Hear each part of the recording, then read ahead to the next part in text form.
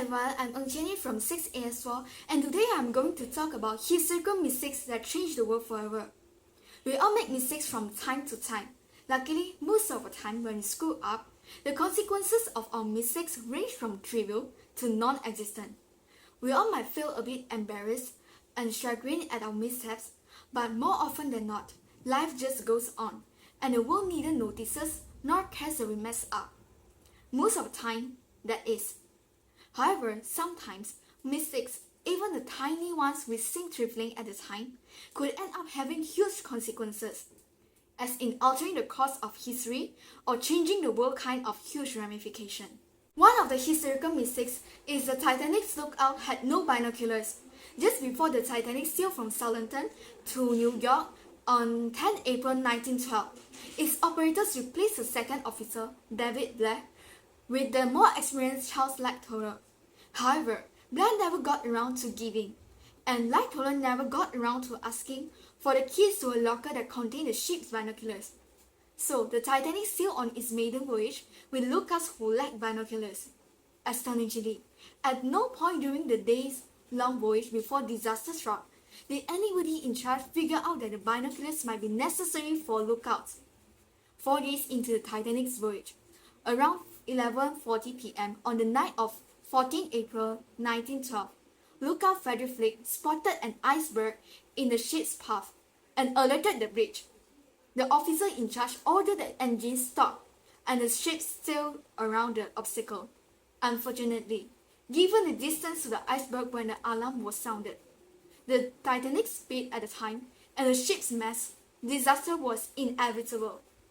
Besides, Alexander Fleming revolutionized medicine and saved millions of lives worldwide with his discovery of penicillin by accident.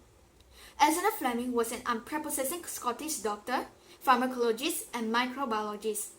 One day in 1922, while infected with the cold, he transferred some of his snot to a petri dish, a slot. He then put it on his cluttered desk, where it was forgotten for a couple of weeks. When he finally remembered and examined it, the petri dish was full of bacterial colonies.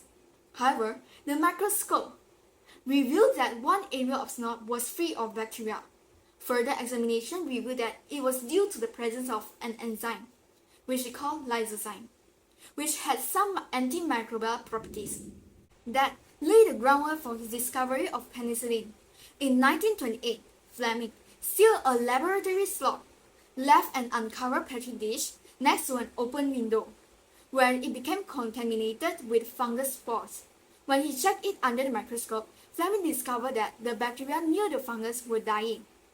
He managed to isolate the fungus and discovered that it was effective against numerous pathogens that cause diseases such as pneumonia, scarlet fever, and gonorrhea, and many more.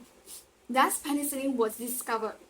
As Fleming put it, "I did not discover penicillin, nature did it. I only discovered it by accident." Furthermore, all of us know Neil Armstrong, the first person to step on the moon, but do you know who was supposed to be the first person? His name is Edwin Aldrin. He was a pilot for the Apollo mission, and he was working for American Air Force. Moreover, he had experience of spacewalking, hence selected as a pilot. Neil Armstrong worked for the American Navy. He was selected for his courage as co-pilot. When the Apollo mission landed on the moon, they received a command from NASA: "Pilot first." But Aldrin was hesitant. What will happen? Will I get sucked in? Or will I burn out? And etc. The hesitation was not for hours, but few seconds. In the meantime, NASA sent the next command: "Co-pilot next." Within the next second, Neil Armstrong put his foot on the moon and became part of the world history. World history was changed in 1 second. Though Aldrin had the qualification and talent, because of hesitation, he is not recognized by many people. Not all of those history-altering missteps were disastrous. Some of them actually turned out to be a blessing in disguise, producing beneficial results that made the world a better place.